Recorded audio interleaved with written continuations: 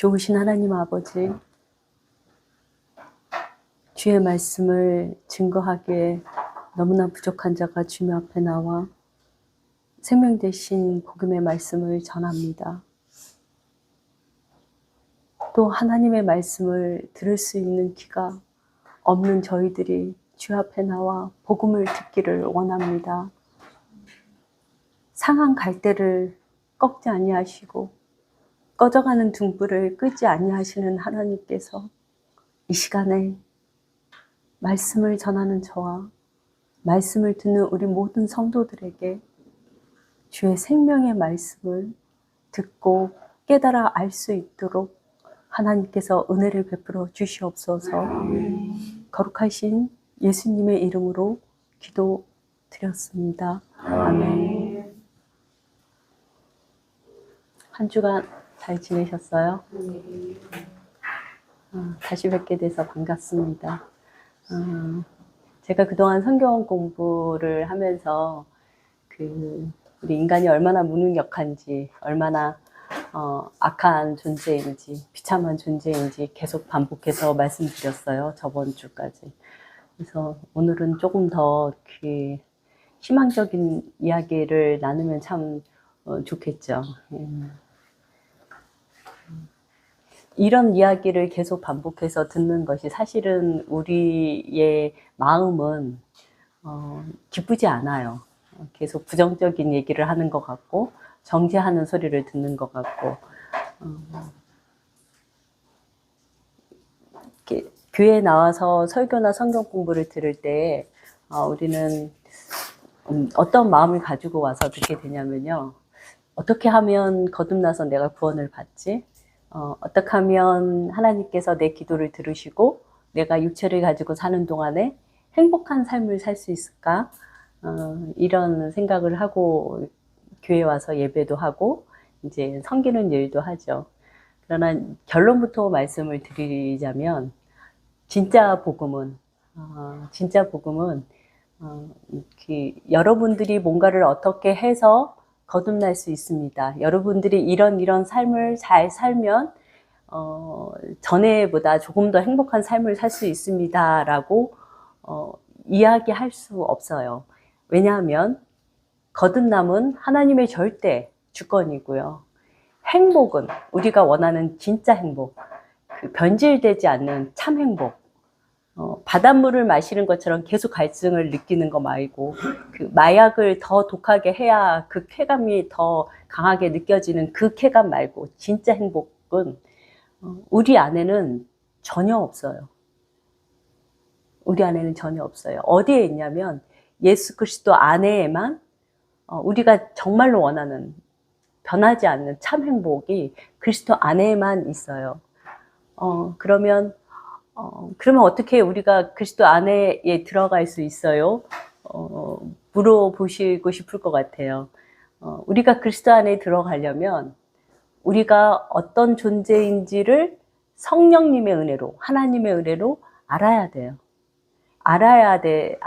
알아야 우리가 그리스도 앞으로 나아갈 수 있어요.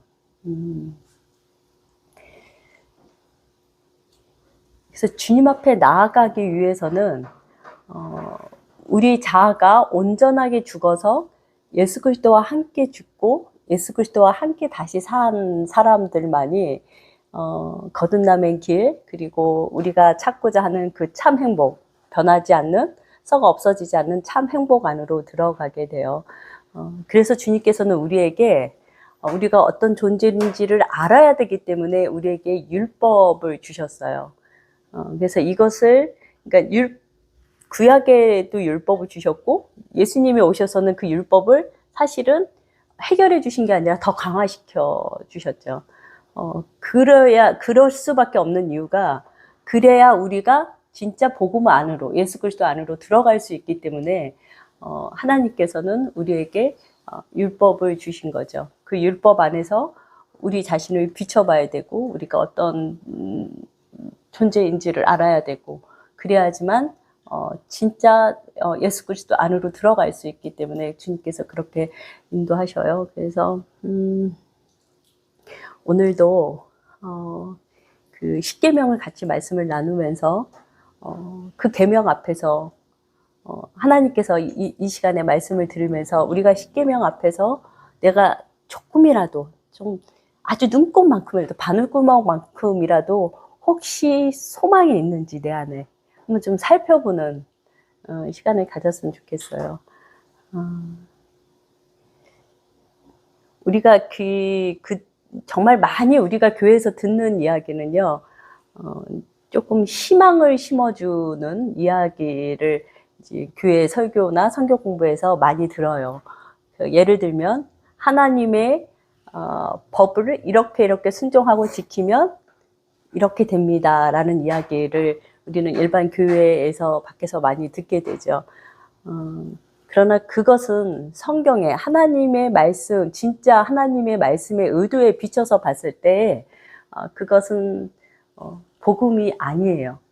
그러면 무슨 말씀이세요? 그 정말 유명하신 목사님이 말씀하셨고 우리나라에서 정말 알아주는 대형교회 목사님들이 그렇게 말씀하셨는데 그게 왜 복음이 아니에요? 라고 물어보시고 싶으시겠지만 그것이 아무리 대형교회에서 이야기하고 아주 유명한 목사님이 말씀하신다 한다 하더라도 그것은 하나님이 쓰신 성경으로 기준으로 해서 봤을 때에 기독교가 아니고 다른 종교인 거죠. 그래서 오늘도 구약 말씀을 같이 나눌 건데요. 오늘 말씀을 이렇게 들으시면서 그냥 어떤 이야기로 듣지 마시고요. 그 말씀을 통해서 여러분들 각자를 조금 비춰보는 이렇게 그 말씀으로 내 자신을 비춰보는 시간을 가졌으면 좋겠어요. 그래서 말씀이 다 끝날 때쯤에 하나님의 말씀 앞에서 내가 어떤 존재인가를 그냥 막연하게 아는 것 말고 정말로 가슴에 찔려서 알게 되는 그런 시간이 됐으면 좋겠어요. 네, 오늘 말씀 시작할게요. 저번 주에 말씀드린 것처럼 애굽에서 이스라엘 백성들이 10가지 재앙을 경험을 하고 이제는 그 사람들이 이제 급하게 밤에 막 나오게 되죠. 10번째 재앙이 끝난 다음에 바로가 이제 너희들 나가라 이렇게 이야기를 해서 급하게 이제 짐을 싸고 또 이제 애굽에 있는 많은 금은보화를 챙기고 가축도 챙겨가지고 밤에 급하게 막 나오게 됐어요. 그때 나온 인원이 장성한 그 남자들만, 그 성인 남자들만 60만 명이니까 보통 그 가족들을 이렇게 여자 어린아이까지 다 하고 그 노인까지 다 그 인원을 계산을 하면 대략 250만 명이 넘을 거예요.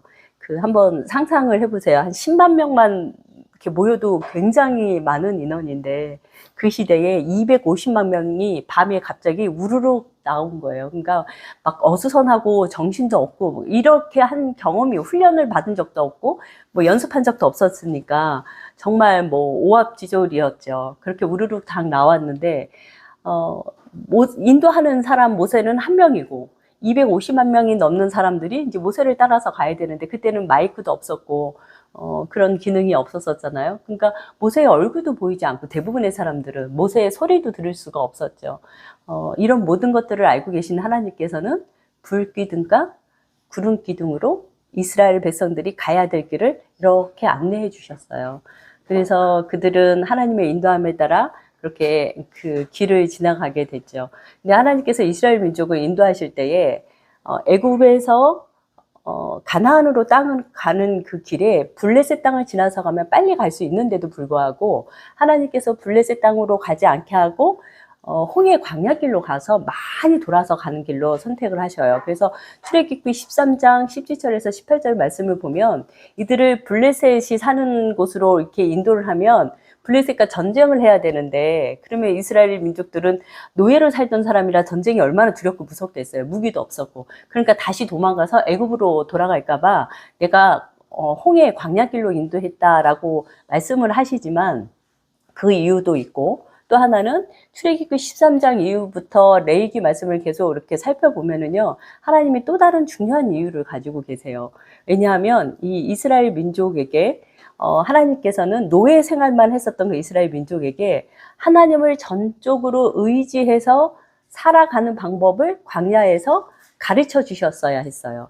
그리고 이 이스라엘 민족이 정말로 하나님을 믿는지, 가나안에 들어갈 만한 믿음이 이들 안에 있는지 하나님이 보셔야 했어요. 그래서 홍해를 건너서 광야로 이스라엘 민족을 인도하게 됐죠. 하나님께서 인도하신 그 광야에는 블레셋 사람들이 없었지만 블레셋 사람만 없었던 게 아니라 먹을 양식도 없었고 마실 물도 없었어요. 그러니까 그 엄청난 하나님의 능력을 막 경험하고 광야로 막 나왔어요.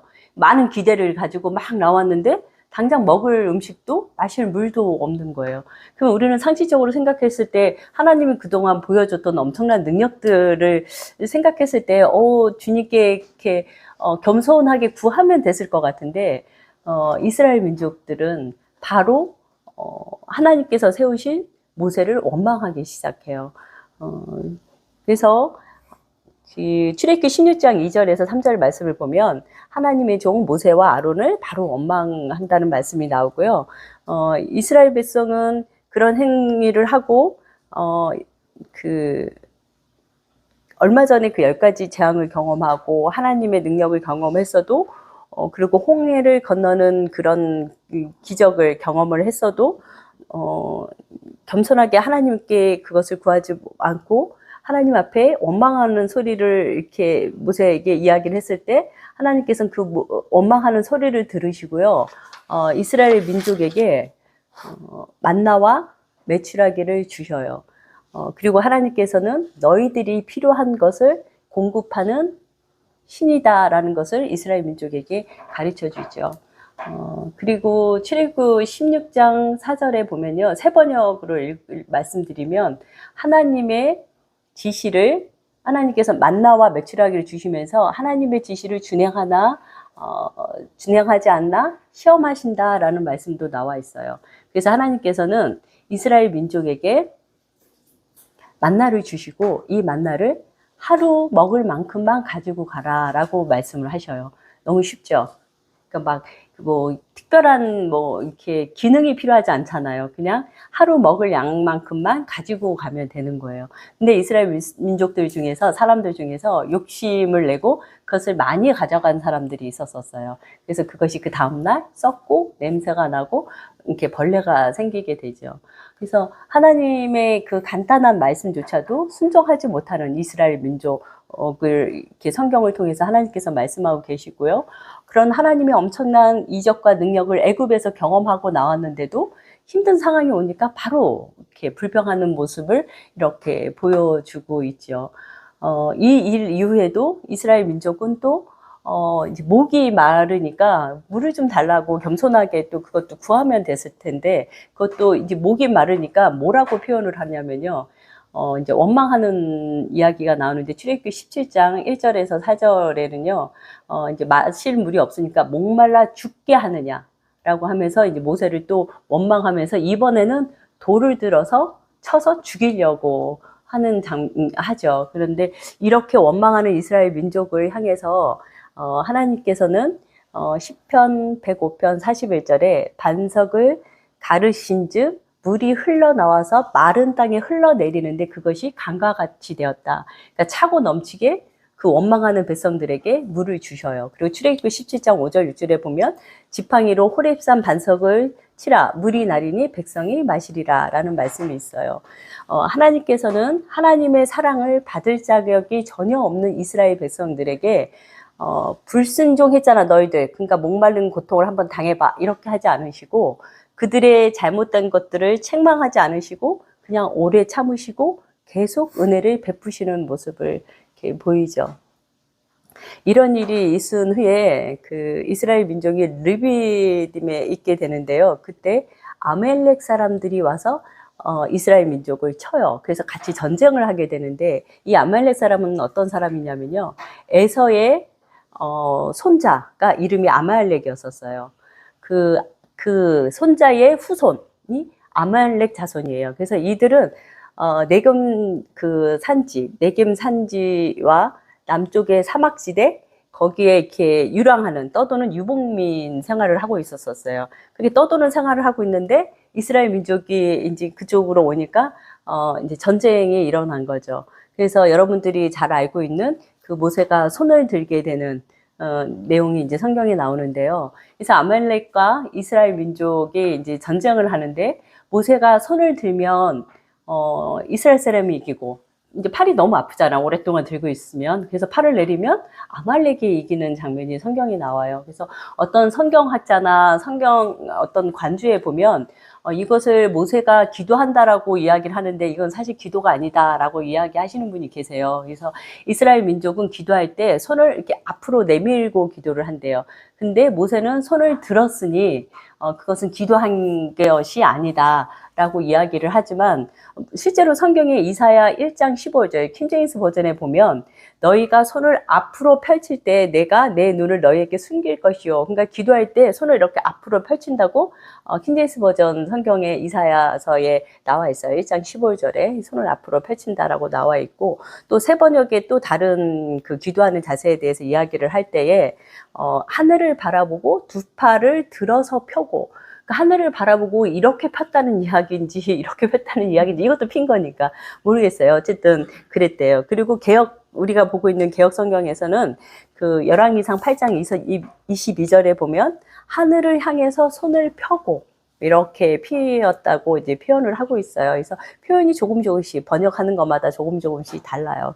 근데 모세가 손을 들었다라는 표현을 했지만 손을 차렷한 것이 아니라 들었다는 표현은 이렇게 들었다는 이야기인지 하늘을 향해서 높이 이렇게 만세 부르는 이 자세로 하나님 앞에 손을 들었다는 이야기인지 아니면 앞으로 쭉 뻗어서 손을 들었다는 이야기인지는 몰라요. 근데 이렇게 들었든 하늘을 향해서 들었든 모세는 하나님의 능력을 의지했어요.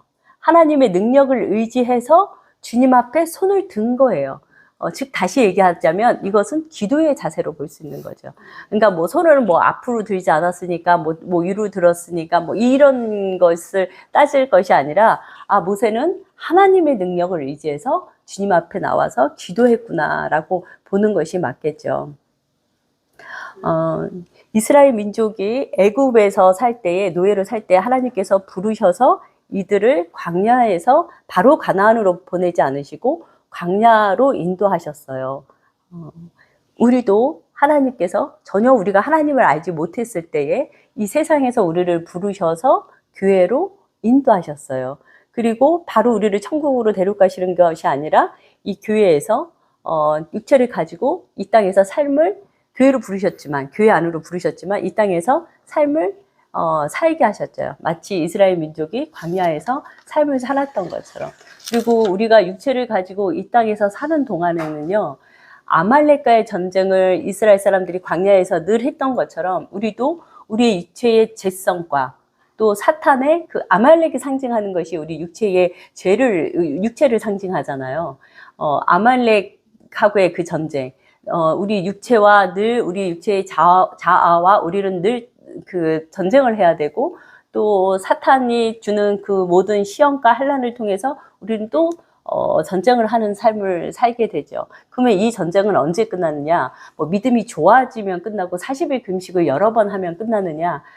끝나지 않아요. 이 영적인 전쟁은 우리가 육체의 삶이 끝나는 날까지 계속 이어질 거예요.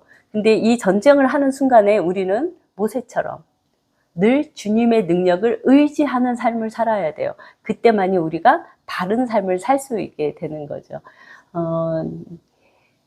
우리 육체의 이 죄성, 그리고 사탄이 주는 그 시험과 모든 환난을 우리가 이길 수 있는 방법은 다시 한번 말씀드리면 주님을 전적으로 의지했을 때만 그것이 가능한 거죠. 조금 더 구체적으로 말씀을 드려볼게요. 이렇게 상담을 하다 보면 이제 배우자로 인해서 그게 이제 아내든 남편이든 배우자로 인해서 정말 어려운 고통을 당하시는 분들이 있고요. 또 어떤 분은 자녀가 태어날 때부터 장애를 가지고 태어나서 그 장애를 가지고 태어난 아이를 돌봐야 돼서 자기의 인생이 없는 거예요. 자신의 삶이. 너무나 고통스럽고 힘든 삶을 살죠. 그리고 또 육체의 질병으로 인해서 지금의 우리의 의학으로 치료할 수 없는 정말 고통스러운 육체의 질병으로 인해서 고난을 당하는 사람들도 있죠. 그리고 극한 경제적인 어려움으로 인해서 고난당하는 사람, 또는 중국이나 북한이나 이란 같은 곳에 살고 있는 우리 그 크리스찬들이 받는 많은 환란들이 있잖아요. 그래서 우리가 육체를 가지고 사는 동안에는 이 땅에는 많은 수고와 슬픔의 일들이 수없이 있어요. 서로 이제 다른 그 고난과 환란인 것뿐이죠. 이 땅에서의 삶은 늘 그것이 우리에게 있죠. 그래서 그 어려운 상황 속에서 사탄은 우리를 늘 시험하고 넘어뜨리려고 공격하고, 그리고 죄성을 가지고 태어난 우리 인간은, 내 자아는 늘 그 고난 속에서 고통스러워서 힘들어하고 몸부림치는 삶을 살아요. 그래서 우리는 이런 삶을 살면서 이런 생각을 하게 돼요. 내가 왜 이런 인생을 살게 됐을까? 깊이 생각을 하게 되죠. 내가 그때 어떤 선택을 잘못한 거였나? 라는 생각도 하게 되고, 또 때로는 내가 무슨 죄를 그때 지었는데 그 죄 때문에 벌을 받는 건가? 또 많은 생각들을 하게 되죠. 그러면서 결론은 어쨌든 이렇게 너무 고통스럽고 힘든데 어떻게 하면 이 고통과 환란에서 내가 벗어날 수 있을까라고 몸부림치고 괴로워하고 고통스러워하죠. 이런 생각들을 우리가 많이 하게 되죠. 그러나 이런 상황 속에서 우리가 생각해야 될 거는 뭐냐면요. 물론 이유는 여러 가지 있을 수 있죠. 내 앞에 벌어진 일, 예를 들면 이제 목사님은 신학을 공부하시고 목사 안수를 받아서 지금 목회를 하고 계시잖아요.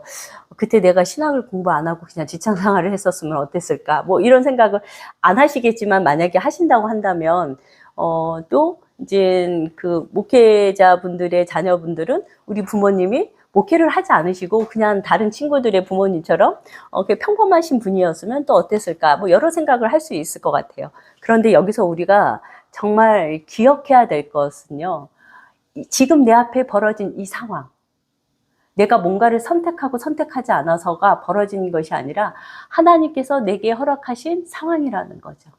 하나님의 그 섭리 안에서 하나님께서 제게 허락해 주신 상황인 거예요. 그러면 우리가 여기에서 집중해야 될 것은, 나를 힘들게 하는, 나를 고통스럽게 하는 그 사람에게 집중해서 저 사람의 버릇을 어떻게 고치지? 아니면 나의 육체의 질병, 또 여러 가지의 어떤 어려움에 몰입해서 내가 이 상황을 어떻게 해서 바꿀 수 있지? 하면서 사람이나 상황을 바라보는 것이 아니라, 하나님께서 이 모든 상황을 내게 허락해 주셨는데 그 하나님께서 이 상황을 내게 왜 허락하셨을까? 이 상황 속에서 하나님께서 나를 통해서 하시고자 하는 일은 무엇일까? 나의 주인, 나를 창조하시고 나의 인생을 계획하시고 나의 인생의 길을 인도하시는 그 하나님께 집중해야 되는 거죠. 만약에 주님께 집중하지 않고, 가끔은 흔들려서 상황을 바라볼 수 있지만 바로 주님을 바라봐야 돼요. 내가 주님을 바라보지 못하고 계속 상황만 바라보면 우리는 그 어떤 누구도 다 늪에 빠져버려요. 그분이 정말 엄청난 믿음을 가진 분이라 한다 할지라도, 의지가 아무리 강하고 아니면 선한 인격을 가진 분이라 하더라도 우리가 상황을 바라보면 누구나 다 늪에 빠지고요. 늪에 빠져버리면 그 늪에서 빠져나올 사람은 한 명도 없어요. 그래서 우리가 명심해야 될 것은, 내 앞에 벌어진 이런 모든 상황 속에서 하나님하고 나의 관계에서 내가 잘못한 것이 있으면 그것을 수정해 나가야 되지만, 그것이 없을 때 내 앞에 벌어지는 모든 상황은 하나님께서 날 사랑하셔서 내게 허락하신 상황인 거죠. 고린도후서 12장 7절에서 10절 말씀을 한번 찾아서 볼게요. 그 사도 바울이 육체의 가시 얘기를 하시면서 나온 말씀인데요. 고린도후서 12장 7절, 다 찾으셨으면 7절부터 10절까지 다 같이 읽어볼게요. 고린도후서 12장 7절부터 10절까지 다 같이 읽어볼게요. 여러 계시를 받는 것이 지극히 크므로 너무 사과하지 않게 하시려고 내 육체에 하시고 사단의 사자를 주었으니, 이는 나를 쳐서 너무 사과하지 않게 하려 하심이니라. 이것이 내게서 떠나기 위하여 내가 3번 주께 간구하였더니 내게 이르시기를 내 은혜가 내게 족하도다. 이는 내 능력이 약한 데서 온전하여 짐이라 하시니라.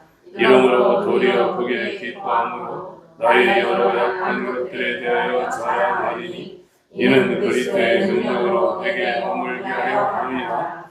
그러므로 내가 그리스도를 위하여 약한 것들과 능력과 궁핍과 핍박과 곤란을 기뻐하노니 이는 내가 약할 그때에 곧 강함이니라. 네, 아멘. 이 말씀을 보면 이 방향이 이쪽으로 가야 되는구나 라는 것을 정확하게 가르쳐 주고 있어요. 그 사도 바울은 자기 육체의 가시를 놓고 하나님 앞에 3번 기도했을 때 하나님께서 말씀하시는 거를 듣고 계속 고집히면서 이것을 고쳐주세요 라고 하지 않아요. 그래서 우리가 주님 앞에 어떠한 상황이 벌어졌을 때 상황을 바라보지 않고 주님을 바라보고 주님의 도우심을 구할 때요, 이 상황을 바꿔주세요가 아니에요. 사도 바울처럼 하나님께서 이 상황을 허락하셨는데 이 안에서 나는 하나님의 뜻이 무엇인지에 집중하셔야 되고, 이 상황 속에서 나는 어떤 삶을 살아가야 되는지, 그리고 어떤 생각을 하면서 나는 어떤 마음을 가지면서 살아가야 되는지 이거를 주님께 여쭤보면서 살아야 돼요. 그래서 주님께서 말씀하신 그 말씀에 사도 바울은 기뻐해요. 그리고 그리스도를 위해서 약한 것들과 능력과 궁핍과 핍박과 곤란을 기뻐하노라 라는 말씀을 해요. 그래서 자기 앞에 벌어진 이 상황이 바뀐 것이 하나도 없는데도 사도 바울은 기뻐하는 모습을 보여요. 하나님의 뜻을 정확하게 분별했기 때문에 이젠 기쁜 거예요. 그러니까 우리도 우리 앞에 벌어지는 모든 상황 속에서 하나님하고 깊은 교제를 나누고 그곳에서 하나님의 인도하심이 무엇인지, 하나님 제가 이 상황에서 무엇을 생각해야 되고 무엇을 기도해야 되는지, 내가 어떤 마음을 가져야 되는지 주님 가르쳐 주세요 하면서 그 삶을 살아가는 것이 굉장히 중요한 것 같아요. 그렇게 이스라엘 민족은 애굽에서 떠나서 3개월쯤 지났을 때 시내 광야에 이르러서 그곳에서 장막을 치게 돼요.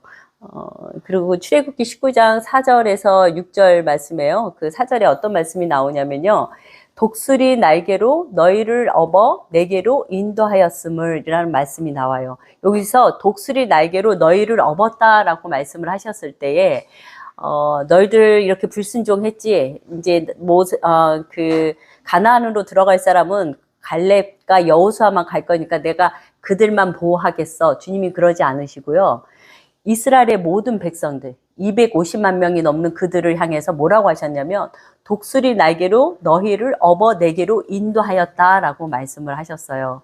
그러니까 하나님께서는요, 부르심을 받은 모든 사람들에게 이런 은혜를 베푸세요. 구원받은 사람들에게만 독수리 날개로 업어서 인도하시는 게 아니라 부름받은 자, 부름받은 모든 자들에게 동일한 은혜를 베푸셔요. 그래서 우리가 여기서 기억해야 될 것은요, 이스라엘의 민족들이 다 그 독수리 날개로 없는 보호를 받았지만 실제로 그 장성한 사람들, 60만 명의 그 장성한 사람들 중에서 그 가나안으로 들어가는 사람들은 여호수아와 갈렙만 들어가죠. 그다음에 광야 생활에서 다시 태어난 그 2세, 그 사람들만 들어가게 돼요. 그 장성한 사람들만.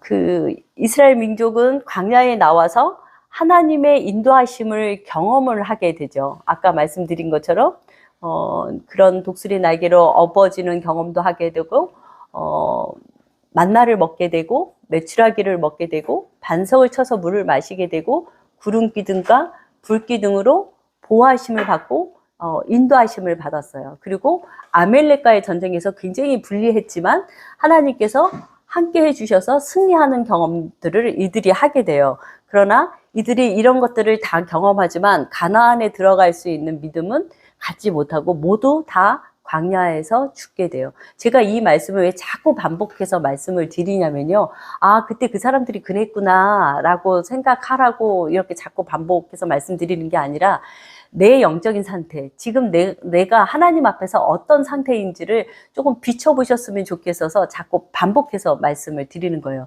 이들이 이런 것들을 경험했는데도 불구하고 왜 가나안에 들어가지 못했는지, 그리고 나도 분명히 하나님께 많은 은혜를 받았어요.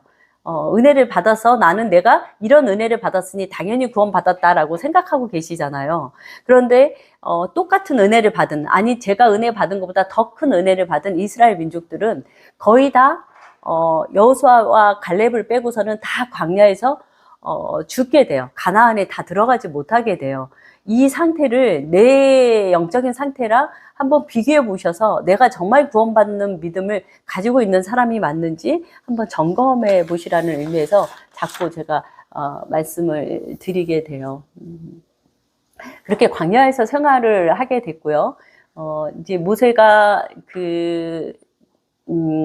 이제 모세의 장인이 이제 모세를 보면서 어떤 장면을 보게 되냐면요.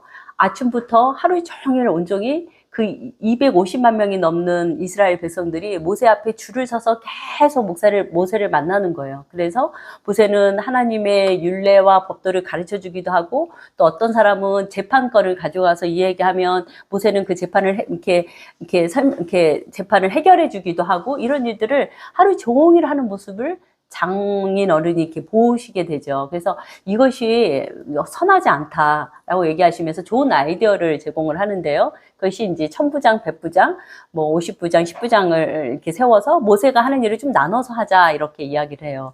그러면 이 천부장과 백부장을 어떤 사람들을 세우게 되냐면요. 출애굽기 18장 21절에 나오는데요. 이들은 어떤 사람들을 세우는지 보세요. 하나님을 두려워하며, 즉 하나님을 경외하는 사람들.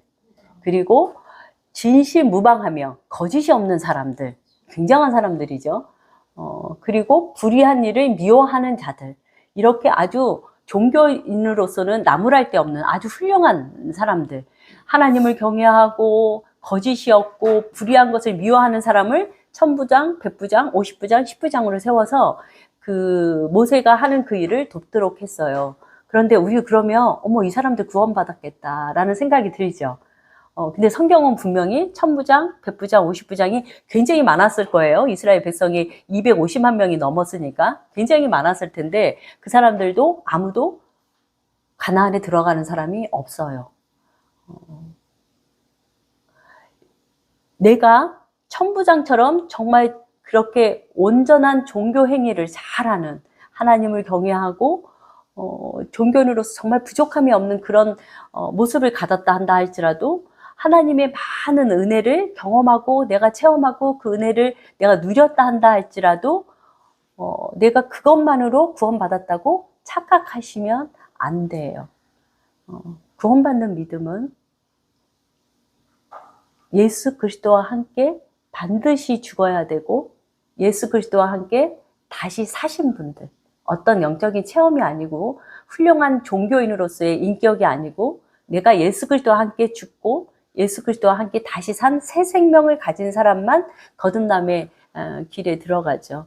이런 사람은 아주 연약할 수는 있어요. 연약할 수 있지만 이젠 더 이상 자기 자신이 주인이 아니에요. 주인이 바뀌어요.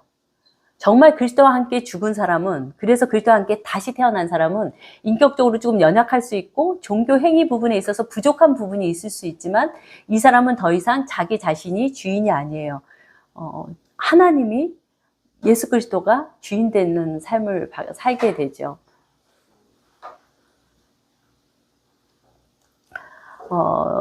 그 출애굽기 19장 5절 말씀에 이런 말씀이 있어요. 내 말을 잘 듣고 내 언약을 지키면 내 소유가 되겠고, 하나님의 자녀가 된다는 얘기죠. 내 말을 잘 듣고 내 언약을 지키면 내 소유가 되고, 내가 하나님 말씀을 잘 듣고 언약을 지키면 구원받을 수 있겠구나. 주님께서 이렇게 말씀해 주셨네. 그러면 내가 이렇게 열심히 노력해야지 이 생각 들잖아요. 하나님이 그렇게 하라고 말씀을 주신 것 같잖아요. 그렇죠? 얘들아 이렇게 해. 그럼 너희도 구원받을 수 있어. 내 말을 잘 듣고 내 언약을 지켜. 그럼 너희들은 내 소유가 될 거야. 이렇게 살아야 돼. 이렇게 말씀을 주신 것 같잖아요. 그리고 또 그 바울이 했던 정말 유명한 말씀인데요. 주 예수를 믿으라. 그리하면 너와 내 집이 구원을 받으리라는 말씀이 있어요. 그래서 이 말씀을 들었을 때 아, 주 예수를 믿으면 구원을 받는구나. 하나님께서 이렇게 말씀하셨어. 예수를 믿으면 구원받는데, 예, 우리 이렇게 생각하잖아요. 그렇게 하라고, 너희들 구원받기 위해선 이렇게 하라고 주님께서 말씀하시는 말씀인 것 같잖아요. 근데 이 말씀 자체는 틀린 말씀이 아니에요. 진리고, 정말 이 말씀은 맞는 말씀이에요. 생명이고, 이 말씀은 사실이에요.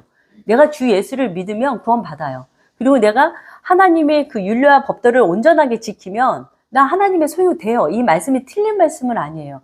근데 중요한 건 뭐냐면요. 이 말씀을 지킬 수 있는 능력이 우리에게 0.1%도 전혀 가지고 있지 않아요. 그래서 사실은 이 말씀, 주 예수를 믿으라 그리하면 너와 내 집이 구원을 얻으리라고 말씀하신 이 말씀은 하나님께서 그런 은혜를 베푸지 않은 모든 사람에게는 굉장히 절망적인 이야기예요. 희망적인 얘기가 아니에요. 왜냐하면 주 예수를 믿을 수 있는 능력이 내게 없으니까. 내가 그리스도 안에 들어갈 능력이 없으니까. 내가 그리스도와 함께 죽고 다시 살 능력이 내 안에는 없으니까. 우리에게는 굉장히 절망적인 이야기예요.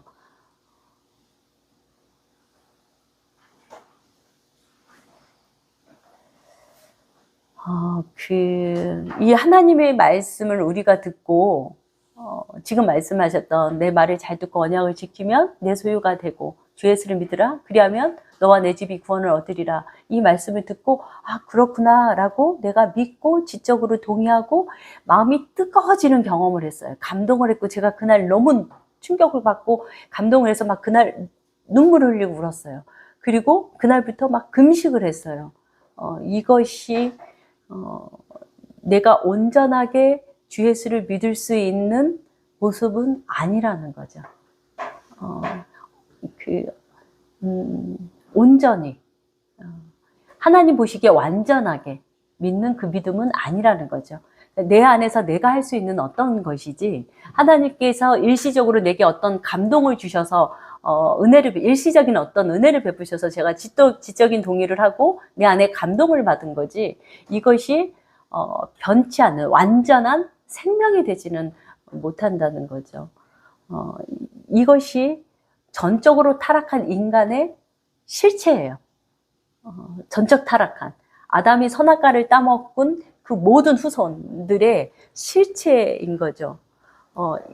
이스라엘 백성들을 살펴봐도 그들은 이스라엘 땅에 애굽 땅에 있었을 때 10가지 엄청난 재앙을 경험을 하고 홍해를 건너고 자기네들은 그 홍해를 건너서 나왔고 그 애굽의 그 군마와 그 많은 병사들은 거기서 다 장사 지내는 모습을 다 물에 빠져서 죽는 모습을 바로 눈으로 확인하고 그들이 했던 모습은 바로 원망하고 돌을 들어서 모세를 치려고 하고 이런 모습들을 보이고 그리고 하루 먹을 양식만 가지고 들어가라고 했는데 더 많이 갖고 가서 불순종하는 모습을 보이고 이런 모습이 이스라엘 민족에게만 있는 것이 아니라 그들이 전적인 타락을 한 존재이기 때문에 그런 삶을 살 수밖에 없고 우리도 그런 삶을 살 수밖에 없는 존재라는 거죠. 이스라엘 민족과 똑같은 존재라는 거죠.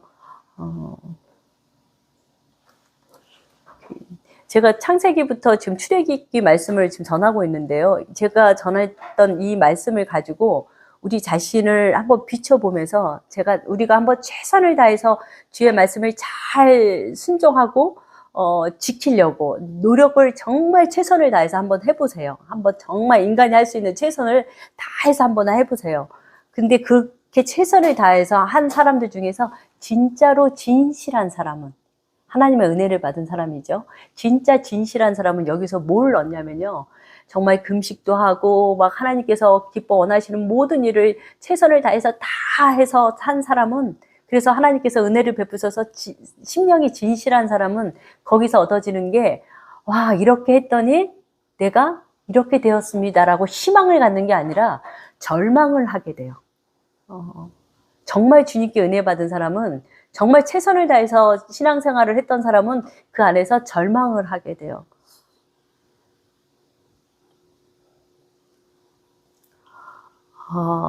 이스라엘 백성을 한번 다시 볼게요. 그 모세를 통해서 그 말씀을 들은 이스라엘 백성들이요. 하나님의 말씀을 잘 듣고 언약을 잘 지키면 내 소유가 되고 라고 모세가 이야기했을 때 제사장 나라가 되고 거룩한 백성이 될 거야라고 모세가 이야기를 했을 때 이 말씀을 들은 이스라엘 백성들은요, 그때 어떤 반응을 보였냐면요, 8절에, 출애굽기 19장 8절에 백성이 일제히 여호와께서 명령하신 것을 우리가 그대로 실천하겠습니다 라고 고백을 했어요. 이스라엘 사람들이 이때 고백할 때 이들이 그냥 거짓말로 고백한 게 아니에요. 진심이었었어요. 왜냐하면 자기네들은 보고 경험을 했잖아요. 그래서 진실로 여호와께서 명령하신 것을 우리가 그대로 실천하겠습니다라고 마음을 굳게 먹고 하나님을 믿는 믿음으로 고백을 했어요. 이들이. 그런데 이 성경을 계속 읽어보면 이들이 진짜 믿음을 가지고 고백은 했지만 이들이 고백한 그 고백, 진심으로 고백했던 그 고백을 온전하게 순종할 능력이 없는 모습을 보게 돼요. 네, 그 이스라엘 민족이나 우리랑 동일한 전적으로 타락한 존재인 거죠. 행할 능력이 전혀 없는 것들을 이렇게 보게 돼요. 이렇게 주의 말씀을 듣고 감동받고 막 마음을 결심하고 진짜 하나님을 내 마음속에 믿어서 그렇게 행하겠습니다 라고 우리도 결심하고 이스라엘 민족도 결심했는데 이것을 전혀 지킬 능력이 없다는 것을 하나님은 다 알고 계셔요. 그런데 이 모든 것들을 알고 계시는 하나님께서는 우리에게 이상해요. 십계명을 주세요. 지킬 수 없는 것을 너무나 잘 알고 계시는 하나님께서 우리에게 십계명을 주세요. 예. 십계명 그 1계명부터 10계명을 한번 다 이렇게 조금 빠르게 이야기를 좀 나눠볼게요. 너는 나 외에 다른 신들을 내게 있게 말지니라. 이사야 45장 5절에 킹제임스 버전에는 뭐라고 말씀이 나와 있냐면요. 나는 주라. 나 외에는 다른 이가 없으며 나 외에는 신이 없느니라. 하나님은 창조자이십니다. 하나님만 창조자이시기 때문에 다른 모든 것들은 다 피조물이에요. 오직 주님만이 절대 주권자 참 신이십니다. 제가 말을 조금 빠르게 할게. 좀 잘 집중해서 들어봐 주세요. 둘째 계명, 너를 위하여 새긴 우상. 모든 우상은 하나님을 위해서 새긴 게 아니라 너를 위해서 새긴 거예요. 그러니까 내 자아가 우상인 거죠. 모든 우상은 내 자아가 우상인 거예요. 너를 위하여 새긴 우상을 만들지 말고 또 위로 하늘에 있는 것이나 아래로 땅에 있는 것이나 땅 아래 물속에 있는 것에 아무 형상이든지 만들지 말며 그것들에게 절하지 말며 그것들을 섬기지 말라. 하나님은 자신을 상징하는 형상이나 조각이나 그림에게 경배하는 것을 원치 않으셔요. 왜냐하면 하나님은 그곳에 계시지 않기 때문이에요. 이거는 사람들이 만든 그냥 우상인 것 뿐이에요. 그 어떤 것도 크신 하나님을 상징할 수 있는 건 없어요. 근데 지금 현재 보면 카톨릭에서는 마리아가 아기 예수를 안고 있는 그 동상을 만들어 놓고 이제 카톨릭에서는 와서 기도도 하고 뭐 절도 하고 하죠. 이거는 우상 숭배인 거죠. 모든 우상 숭배는 너를 위하여 주님께서 말씀하셨어요. 너를 위하여 새긴 우상이라고 하셨어요. 그러니까 모든 우상은 나를 위해서 만든 거죠. 셋째 계명, 너는 너희 하나님 여호와의 이름을 망령되이 일컫지 마라. 나 여호와는 나의 이름을 망령되이 일컫는 자를 죄없다 하지 아니하리라. 영화나 정치 연설이나 TV 개그 프로나 뭐 이런 것들을 보면요. 특히 영화에서 보면 하나님과 기독교를 비하하는 것들이 굉장히 많아요. 기독교 영화도 많이 만들잖아요. 그 안에도 잘 분별해서 보셔야 돼요. 정말 하나님을 비하하고 성경을 왜곡해서 만드는 기독교 영화가 굉장히 많이 있어요. 그리고 때로는 부부싸움 할 때 그 믿음이 연약한 사람이 믿음이 좋아 보이는 아내나 부부싸움 하거나 그런 남편이나 부부싸움 할 때 하나님을 비하하는 이야기를 하는 경우도 있어요.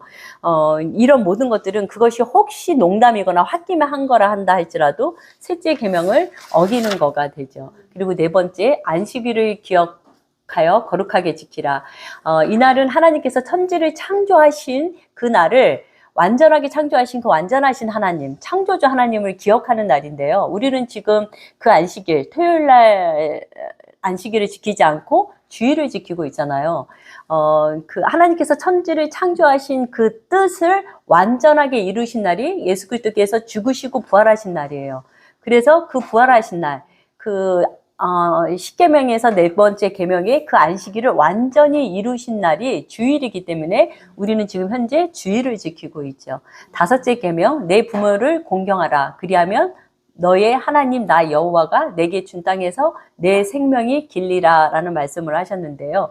유대인들은요, 유대인들은 그 부모가 하나님의 그 대리자라는 그런 의미가 있어요. 그래서 내 부모를 공경하라라는 말씀 안에는 하나님을 공경하고 하나님을 경외한다는 의미도 안에 같이 들어가 있죠. 여섯 번째 계명, 살인하지 말지니라. 사람의 생명은 하나님께서 주신 거예요. 그래서 내 생명도 내 것이 아니고 하나님의 것이에요. 그래서 자살하는 행위도 사실은 살인에 포함이 되죠. 마태복음 5장 21절에서 21절, 살인하지 말라. 누구든지 살인하는 사람은 심판을 받게 되리라. 요한일서 3장 15절, 그 형제를, 여기서 그 형제를 할 때 같은 부모 밑에서 태어난 형제를 얘기하는 게 아니라 성경에서 이야기하고 있는 형제, 그리고 사도 바울이 로마서에서 이야기할 때 친척이라는 표현을 쓰는데 이 모든 것들은 진짜 친척이나 진짜 우리 그 육체 안에서의 형제를 이야기하는 게 아니라 그리스도 안에, 그러니까 사도 바울이 로마서에서 이야기할 때는 유대인들을 이야기하는 경우가 많이 있고요. 여기서 형제라고 얘기하면 그리스도 안에서 한 형제, 자매가 된 사람을 이야기해요. 그래서 하나님께서는 세상에 살고 있는 모든 사람을 다 사랑하라 이렇게 얘기하지 않으셨어요. 네. 그 형제를 미워하는 자마다 살인하는 자니 살인하는 자마다 영생이 그 속에 거하지 아니하는 것을 너희가 아는 바라. 일곱째 계명, 간음하지 말지니라. 마태복음 5장 27절에서 28절, 음란한 생각으로 여자를 바라보는 사람은 이미 마음속으로 그 여인을 간음한 것이니라. 여덟 번째, 도둑질하지 말지니라. 아홉 번째, 내 이웃에 대하여 거짓 증거하지 말지니라. 거짓말을 하지 말아라. 거짓으로 증언하지 말아라. 거짓으로 복음을 전하지 말아라는 거죠. 사탄은 거짓의 아비이고 사탄은 속이는 자입니다. 이 말씀에 내 자신을 정확하게 한번 비춰보세요. 이런 사람들도 있어요. 자신이 막 거짓말을 하고 이 거짓말을 이렇게 다른 어떤 것으로 이렇게 변명을 함으로 인해서 이 거짓말이 아닌 것처럼 이야기하시는 분들도 있어요. 근데 이분의 가장 심각한 건 뭐냐면요. 이렇게 함으로 인해서 거짓말을 하고서 다른 변명을 함으로 인해서 이것이 거짓말을 아닌 것처럼 이야기함으로 인해서 사람들을 속이고요. 그리고 이 죄의 심각성은 뭐냐면요. 사람들만 속이는 게 아니라 자기 자신을 속이고 있는 거예요. 이거는 정말 위험한데요. 자기 자신을 속이는 사람은 절대로 회개할 수가 없어요. 돌이킬 수가 없어요. 아주 위험한 상황인 거죠.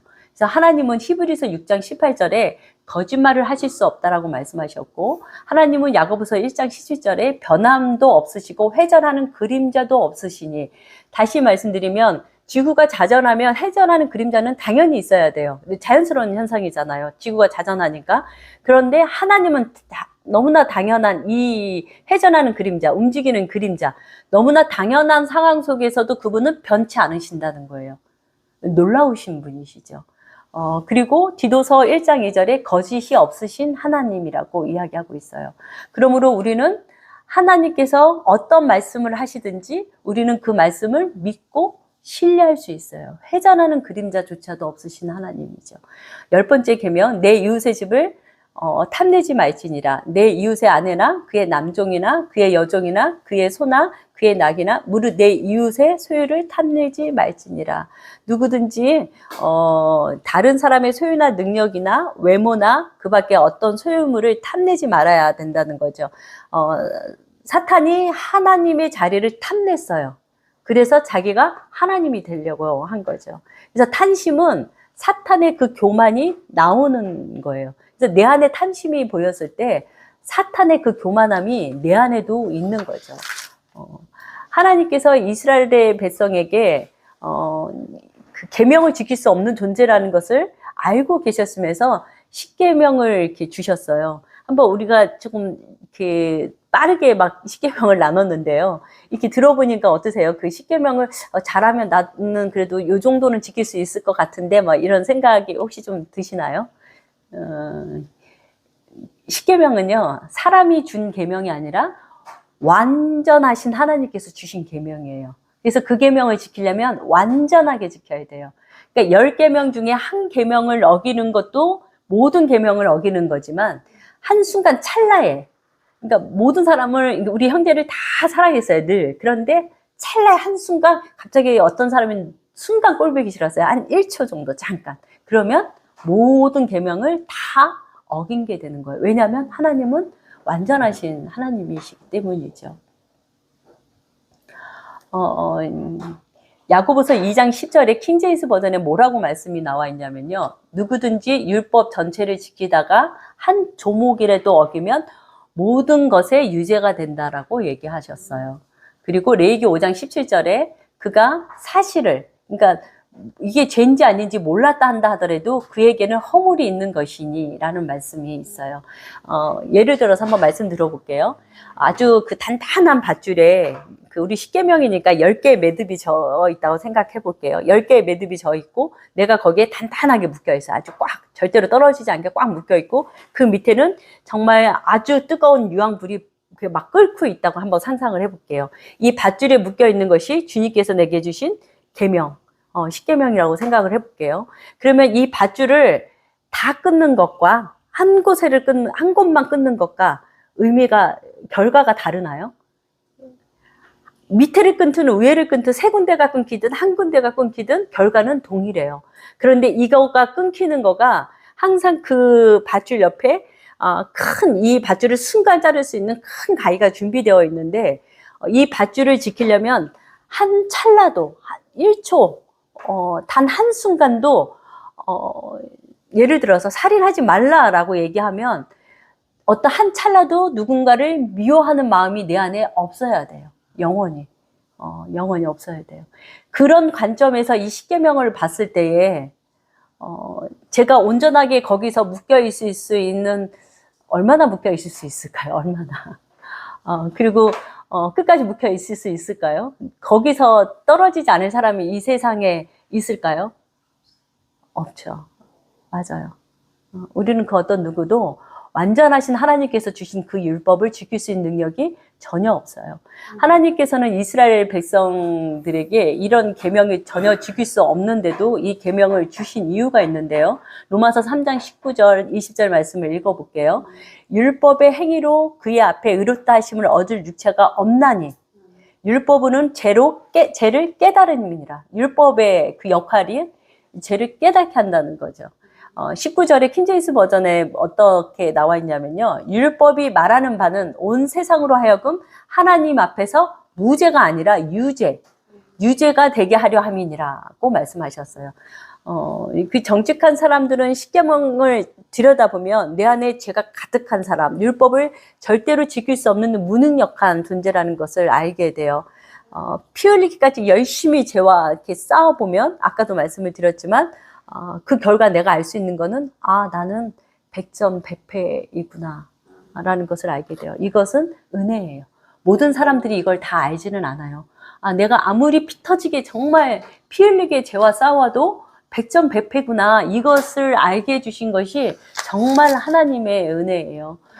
이 율법은요, 마치 체온계와 같아요. 내 몸이 지금 너무 뜨겁고 몸이 너무 아파요. 열이 너무 심해요. 그래서 체온계로 몇 도인지 측정하는 거와 같아요. 그래서 몇 도인지는 알려줄 수 있어요. 39도인지 40도인지는 알려줄 수 있지만 온도를 낮춰줄 수는 없어요. 이 율법은 마치 거울과 같아요. 내 얼굴에 더러운 것이 많이 묻어 있는데 제가 스스로 얼굴에 어디에 어떤 것이 묻어 있는지 정확히 볼 수 없잖아요. 마치 거울을 보면 그것을 선명하게 볼 수 있어요. 율법은 마치 이와 같아요. 근데 이 거울이 내가 얼마나 더러운지는 보여주지만 이 거울이 내 얼굴을 깨끗하게 닦아줄 수는 없어요.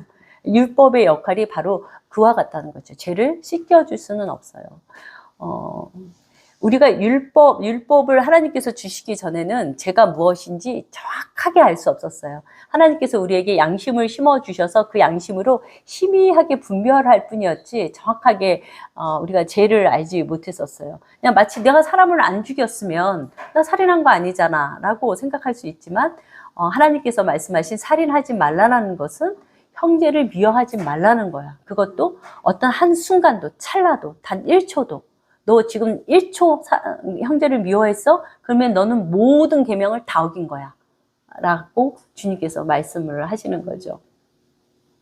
로마서 7장 13절에 계명으로 말미암아, 그러니까 하나님이 주신 계명으로 말미암아 죄로 심히 제되게 하려 함이니라는 말씀이 있어요. 이거 무슨 말씀이냐면요.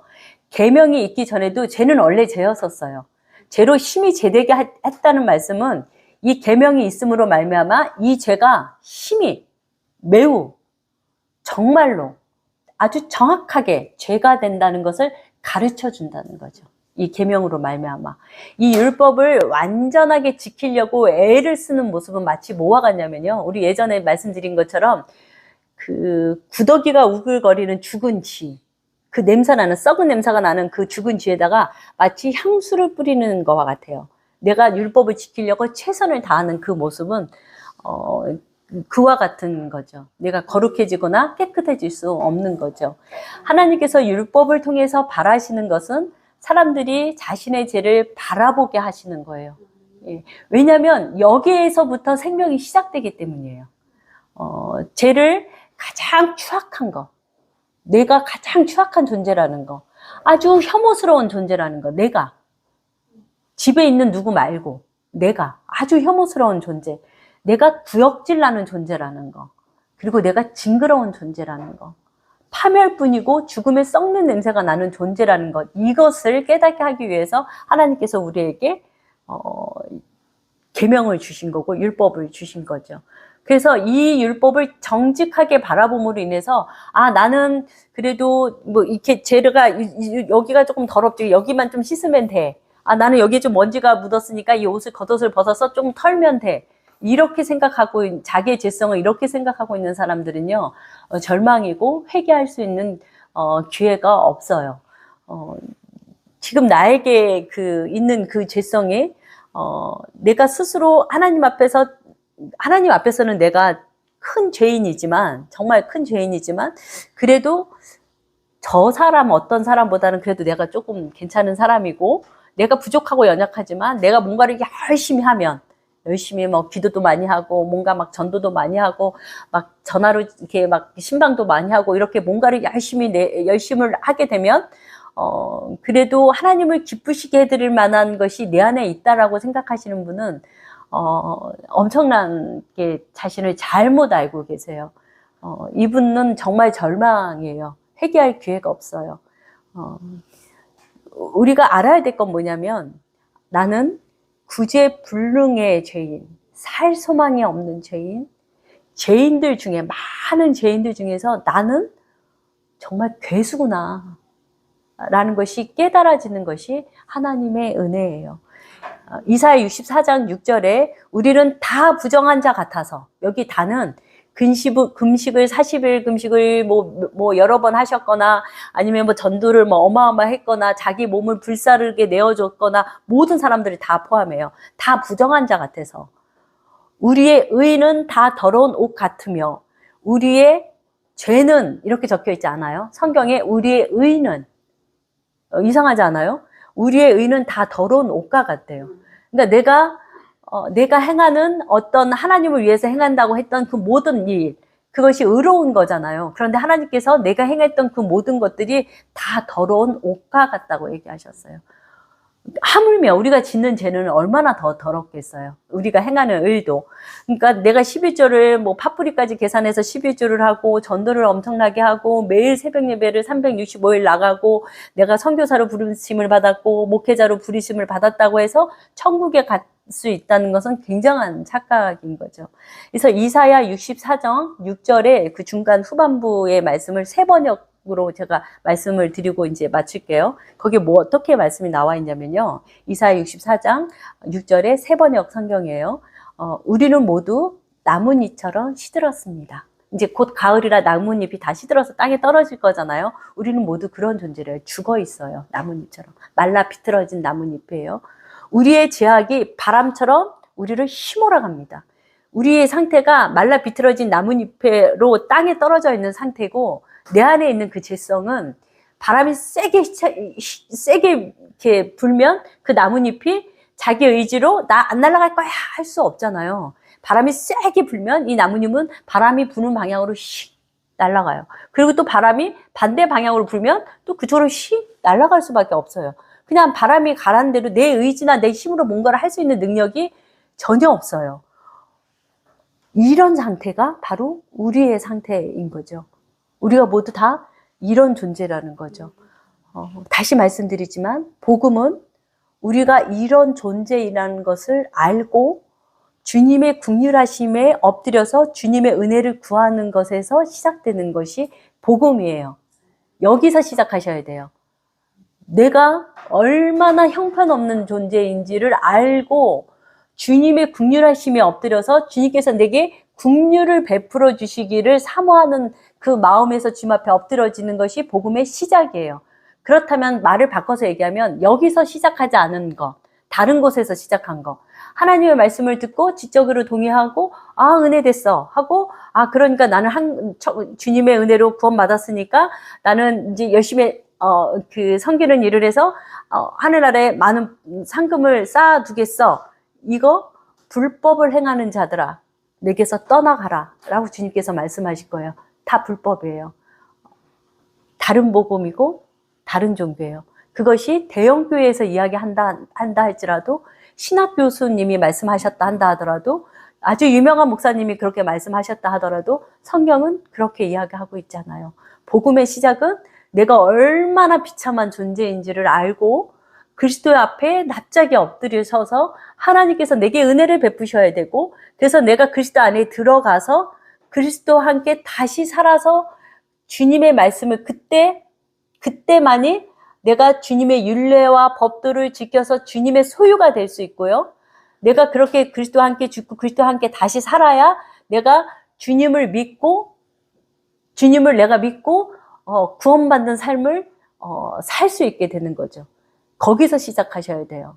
거기가 출발점이고 다른 데 계신 분들은 그쪽으로 오셔야 돼요. 안 그러면 아무리 열심히 뛰었어도 주님께서 주님 앞에 섰을 때 불법을 행한 자라는 소리를 들을 거고 이 세상에 태어난 모든 사람들이 가는 곳으로 가야 될 거예요.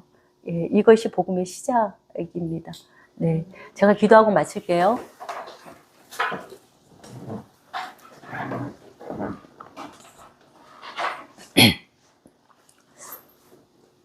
하나님 아버지, 우리가 얼마나 비참한 존재인지 십계명을 통하여 우리에게 말씀하여 주심을 감사드립니다. 하나님, 이 생명의 말씀이 우리의 심령 가운데 심겨지기를 원합니다. 그리함으로 하나님, 우리가 주님을 찾을 때 다른 곳에서 찾지 아니하고 나의 비참함을 아는 곳에서 주님을 찾는 자들이 다 될 수 있도록 은혜를 베풀어 주시옵소서. 하나님, 이것이 복음의 시작인 것을 알게 하셨사오니 하나님, 이제부터 나의 삶의 방향이 이곳에 포커스를 맞추게 하게 하시고 또 하나님의 생명의 복음의 말씀을 잘 알지 못하는 자들에게 이 복음의 시작을 바르게 증거하는 삶을 살 수 있도록 은혜를 베풀어 주시옵소서. 거룩하신 예수님의 이름으로 기도하였습니다. 아멘.